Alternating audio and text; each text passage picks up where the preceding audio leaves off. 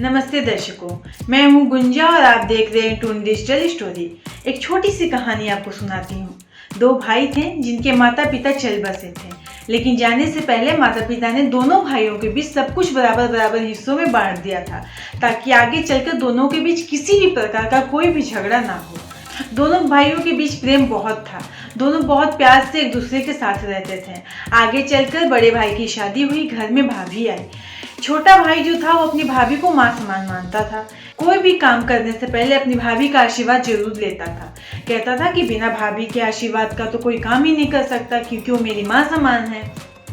बहुत प्यार से लोग मिलजुल के रहते थे तीनों लोग। एक बार की बात है, गांव में बहुत अच्छी बारिश हुई, बहुत अच्छी खेती हुई, फसलों की कटाई चल रही थी। इसी बीच दोनों भाई खेत पर थे। बड़ा भाई बोला कि मैं खाना खाकर आता हूँ, तब तक तुम खेत की रखवाली करो। बड़ा भाई खाना खाने गया। छोटे भाई के मन में विचार आया कि इतना सारा अनाज मेरे पास है, इतना अनाज का मैं अकेला क्या करूँगा। मैं मेरे अनाज में से थोड़ा सा अनाज भैया को दे देता हूँ, उनका परिवार है, कल को बच्चे होंगे, बहुत सारी जिम्मेदारियां आएंगी। यह सोचकर वो फटाफट 10 बोरी अपने अनाज में बड़े भाई के अनाज में डाल दिया। भैया आए इससे पहले फटाफट काम खत्म करके बैठ गया।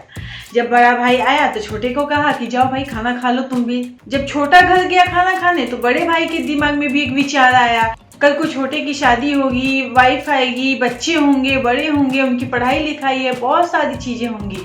क्यों ना मैं अपने में से थोड़ा सा अनाज छोटे के अनाज में मिक्स कर दूं। उसने भी छोटे भाई के आने से पहले ही फटाफट 10 बोरी अनाज उठाया और छोटे भाई के अनाज में डाल दिया।